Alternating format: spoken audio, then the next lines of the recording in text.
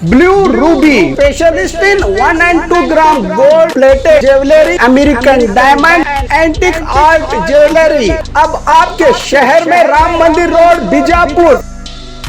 1 gram gold shop है हमारी। यहाँ पे हर चीज़ मिलेगी आपको, लॉन्ग नेकलेसेस पकड़ के शॉर्ट्स, सभी हेड टू टो आपको सभी लेडीज आइटम मिलेंगी, जेंट्स आइटम भी मिलेगा, एडी एंटीक और ऑक्सीडाइज सभी चीजें मिलेंगी। क्वालिटी एकदम A1 है, एज इट इज गोल्ड के जैसा दिखता है। आप हमारे शॉप पे एक बार विजिट करिए, देखिए, आपको सेटिस्फेक्शन मिलेगा। Thank you.